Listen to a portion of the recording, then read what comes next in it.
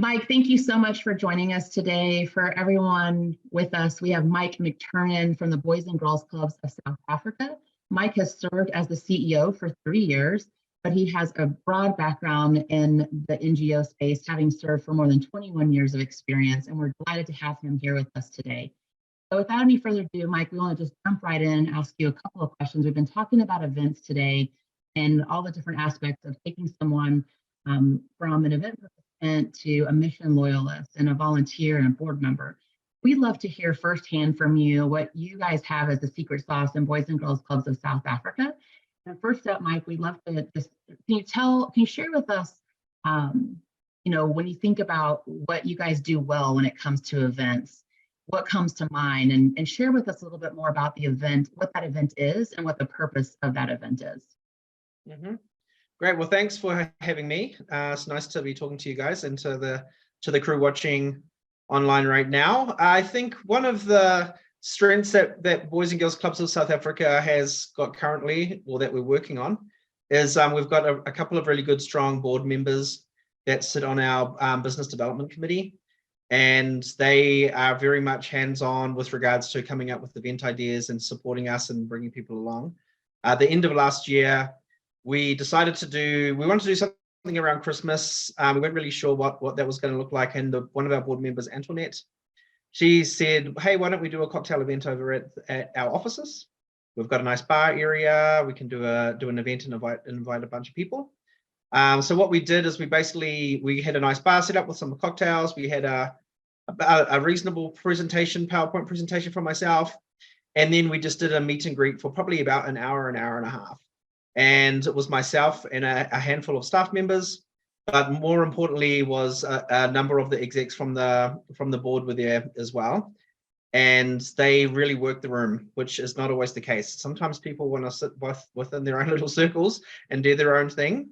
But I was really happy. I made sure that I got in front of every single person who was there, said hello, did business cards, asked a bit about what they're doing, what makes them tick, and that kind of thing. But also the board members were doing the same thing and actually networking. From that event, we managed to increase the size of one of our partnerships that we have on our sports programs. We also managed to secure a very high level board member who's an expat American who does a lot of business in Africa. And he's joined the board as a finance expert on our finance committee, but also he's got a great network of fellow Americans who are living abroad. And as we know, Boys and Girls Clubs of America is a household name. Boys and Girls Clubs of South Africa, not so much. But when we have Reginald talking to his buddies and doing stuff with his people, that it's like, boom, it lands straight away. So, I mean, from us, it's really a cultivating relationships thing. We don't do, on that event, we didn't do any asks. The point really was to build our network and then rather take them to a club visit afterwards and then grow the relationship from there. It was the first time we did it. It was really close to Christmas. It was very successful in spite of tight calendars and everything. And we're going to be doing it again at the end of this year, probably a little bit earlier in the year. We've actually got a different but a similar themed one happening this Thursday, where we're hoping to get some people from the US Embassy, as a matter of fact, to come along and join us. I think that sounds fantastic, Mike. And one of the things you talked about that I want you to dig a little bit more into is, your board member engagement. So other than having them show up at the event, how did you engage your board members in really helping you build that guest list for this event? What role did they have in helping you get the right people in the room? Yeah, I think that's a great question, and it's hard. I mean, to be honest, it's probably one of the more challenging things in these kind of activities. We've got different. We understand our board also. Different folks bring different things to the party, right? So if you've got someone who maybe doesn't have a network that they want to open up, or maybe they've got expertise in a different area, they're not going to be bringing a bunch of people along. So you don't want to spend a lot of time burning people and making them feel like they're not pulling their weight or they're letting you down. So what we do is we focus on probably around 50% of the board that we know have got good connections and that really know who we are.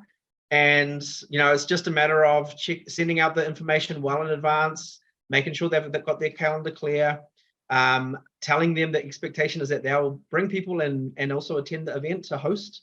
post them, and then pestering them every week. Hey, what's the update on this, and what's going on, and all that kind of thing.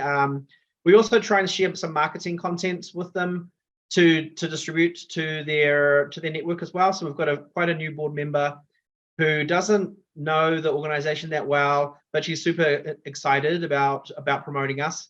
So she sent a small bit of information out to her network, and then she came back and was like, hey, the guys really don't know exactly what you guys do. I'm not that confident to tell the whole story now because I've just been around for a couple of months. Can you prepare a little bit more? So we did like a nice little one-pager for her about the event and a one-pager about who we are. And then she felt empowered to go back to those people and share that content with them as well.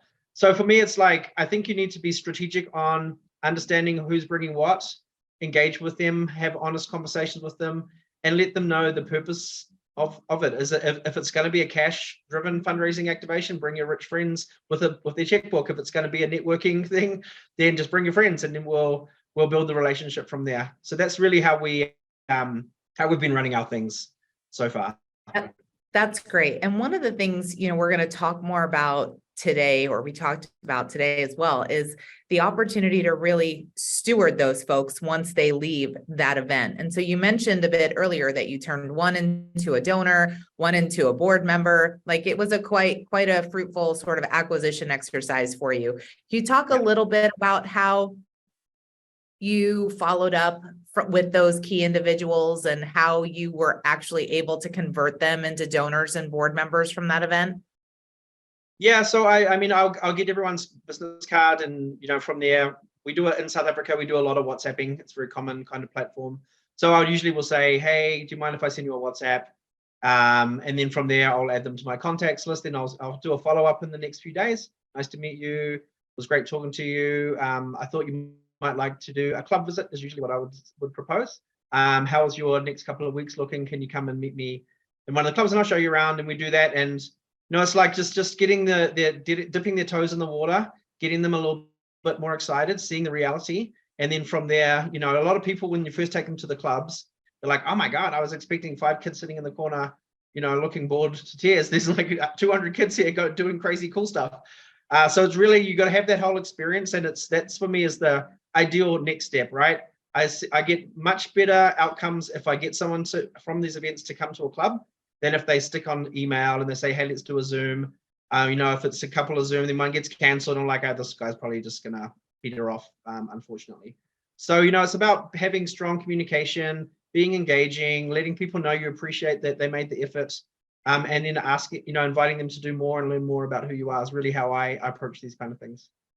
So Mike, I want you to leave the group today with your single biggest piece of advice for event stewardship. So I think I know what you're going to say, but share with the group what you think is the most important thing post-event.